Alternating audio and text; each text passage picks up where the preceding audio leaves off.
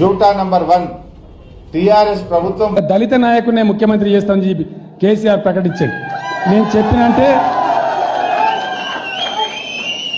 చెప్పిన అంటే తల నరుక్కుంటగానే ఆ మాట తప్పను. ఖచ్చితంగా ఎట్టి పరిస్థితులలో రేపటి తెలంగాణ రాష్ట్రానికి దళిత నాయకుడే ముఖ్యమంత్రిగా ఉంటాడు. జూటా నంబర్ 2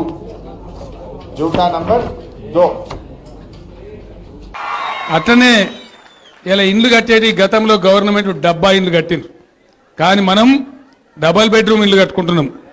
మీ అందరికి కూడా 5,04,000 రూపాయల ఖర్చుతోని మీరు దర్జాగా ఉండేటట్టు డబల్ బెడ్రూమ్ ఇండ్లు కూడా మీరందరూ ఒప్పుకుంటే వెంటనే మీకు ఎక్కడైతే జాగాలు దొరుకుతాయో అక్కడనే మొత్తం బ్రహ్మాండమైన కాలనీ 3 తండాలకు కలిపి డబల్ బెడ్రూమ్ ఇళ్ళని కూడా కట్టిస్తా అని చెప్పి నేను మనవి చేస్తా ఉన్నా. జూటా నంబర్ 3 తెలంగాణలో ఉన్న కాంట్రాక్ట్ ఉద్యోగస్తులు మీరు ఏ డిపార్ట్మెంట్ అన్న కావచ్చు, ఏ పాఠశాల కావచ్చు, లేదా మరొకటి కావచ్చు, కాంట్రాక్ట్ ఉద్యోగం అన్న సిద్ధాంతానికే కేసీఆర్ వ్యతిరేకం. నాకు అది పడది.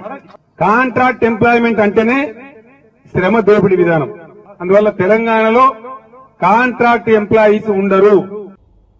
జూటా నంబర్ 7 నాకున్న పెద్ద కళ కేజీ టు పీజీ విద్య, కులం మతం లేకుండా అందరు ఒకటే పాఠశాలలో ఒకటే యూనిఫామ్ వేసుకొని బ్రహ్మాండంగా ఒకటే భోజనం ఒకటే సిలబస్ లో చదువుకోవాలనే ఆకాంక్ష నాకు. జూటా నంబర్ 5 మహిళా సంఘాలున్నాయి, వాళ్ళు చేసేటువంటి మహిళా సంఘాల లోన్స్ ఏవైతున్నాయో వడ్డీ లేని రుణాలు అవి ఇప్పుడు 5 లక్షలే పరిమితి ఉంది.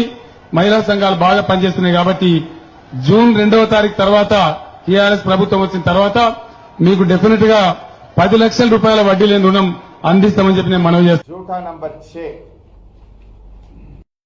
అరెకరమో ఎకరంన్నరనో ఉన్నటువంటి దళిత కుటుంబం ఉంటే వాళ్లకు ఇంకో ఎకరంన్నర కొనిస్తాం, దాన్ని 3 ఎకరాలు నింపుతాం. ఇప్పుడు ఆ ఫేజ్ ఇప్పుడు స్టార్ట్ అయింది అధ్యక్ష. ఇప్పటిదాకా మేము అనుమతించలే. మొత్తమే లేని వాళ్ళకి 3 ఎకరాలు కొనమనం. ఇప్పుడు ఎకరం ఉన్న వాళ్ళకి 2 ఎకరాలు కొనమంటాం, 2 ఉన్న వాళ్ళకి 3 చేయమంటాం, 2.5 ఉన్న వాళ్ళకి కూడా ఇంకో అరెకరం కూడా 3 చేయమంటాం. వాటిని కూడా ఇప్పుడు టేకప్ చేస్తాం. ఇప్పుడు కొద్దిగా లార్జ్ స్కేల్లో వచ్చే ఆస్కారం ఉంటుంది.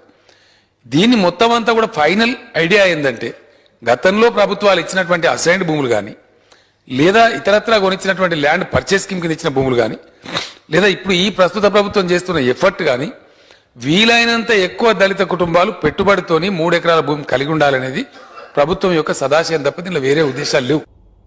జూటా నంబర్ 7 డిసెంబర్ 11 తర్వాత గెలిచిన తర్వాత పేదవాడికి ఎక్కడ జాగా ఉంటే అక్కడే 5 లక్షల రూపాయలు ప్రభుత్వం ఇస్తుంది, అక్కడే ఇల్లు కట్టుకోవచ్చు. జూటా నంబర్ 8 ఆరోగ్య విధానంలో తెలంగాణ 24 జిల్లాలు కాబోతా ఉంది. రేపటి తెలంగాణ రాష్ట్రంలో 24 జిల్లాలైతే ప్రతి జిల్లా కేంద్రంలో ప్రజలకు 30, 40, 50 కిలోమీటర్ల లోపే నిజాం ఆర్థోపెడిక్ లాంటి సూపర్ స్పెషాలిటీ హాస్పిటల్ కూడా రాబోతుందని మనవి చేస్తా ఉన్నా. మండల కేంద్రంలో ప్రతి మండల కేంద్రంలో 4 వైద్యులు ఉండే విధంగా 30 పడకల ఆసుపత్రి ఉంటుంది. నియోజకవర్గ కేంద్రంలో 100 పడకల ఆసుపత్రి ఉంటుంది.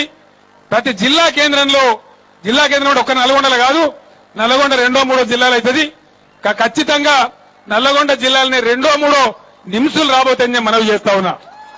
ఈ రకంగా వైద్య విధానం ఉంటుంది. జూటా నంబర్ 9 తెలంగాణ రాష్ట్రంలో నేను కలవగంటున్నది ఏంటంటే రాబోయే రోజులలో దూర తీరాలలో ఉండే, గుట్టల వెంబడి ఉండే, అడవుల వెంబడి ఉండే గిరిజన బిడ్డలను కాపాడడానికి హెలికాప్టర్ అంబులెన్స్ పెట్టాలని కూడా ఆలోచన చేస్తా ఉన్నాం. ఆ రకంగా తెలంగాణ మనం రాబోయే రోజులలో అద్భుతంగా డెవలప్ చేసుకుందాం.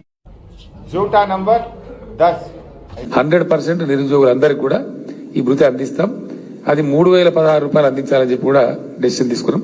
ఆ ప్రకారంగా అన్ఎంప్లాయ్మెంట్ అలవెన్స్ ఆల్సో డెఫినెట్ గా ఇస్తాం. దానికి లిమిట్ పెడతలేం. I'm very clear.